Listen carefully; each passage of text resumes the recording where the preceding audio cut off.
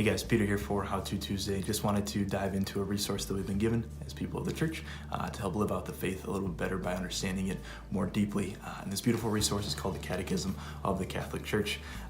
It's a really great resource that was started in 1986 when St. John Paul II appointed some cardinals and bishops to come together to discuss more of what the essential and fundamental truths of the faith are, and hopefully presenting these so that the faithful can better live them out as well. So after 6 years of going through the things that they talked about, really evaluating what they wanted to specifically call out and the language that they wanted to use, in 1992, St. John Paul II finally approved the catechism that we're using today and using it as a beautiful resource. So again, hopefully using this as a resource that can help us to better understand the faith and then live it out as Christ has called us to do.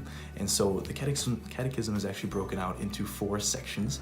The first section is the profession of faith, or the creed, and this is what the church believes. The second is the sacraments, and this is what the church celebrates. And then the third is the commandments, and this is what the church lives out. And fourth is Christian prayer, which is how the church prays. And so really working through understanding the faith by these 4 pillars, and this is really what our faith is through these 4 pillars. So just hoping to understand those individually there. And so I wouldn't recommend reading the Catechism cover to cover. It's a very dense read. There's a lot of information there.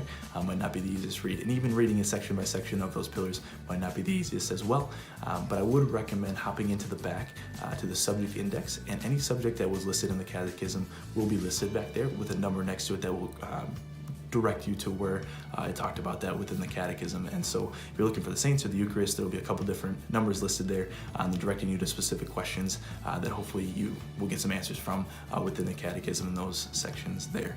Another great resource I want to talk about briefly is the UCAT. This is the catechism that's used for our youth.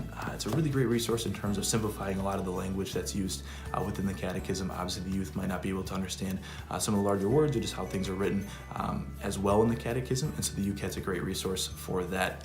It's set up in a Q&A format just to help to, again, bring some more clarity to some of those questions. I would recommend using the subject index for that one as well. Overall, would continue to use the Catechism to really dive in, get some in-depth answers. Anytime you have a question about something, just dive in, try to find the answer, look for the truth, seek it out, and then hopefully through that we can help to live out our faith better from there. So really hope you learned something. Appreciate you stopping by, and hopefully we can see you again on another How To Tuesday. Thanks guys.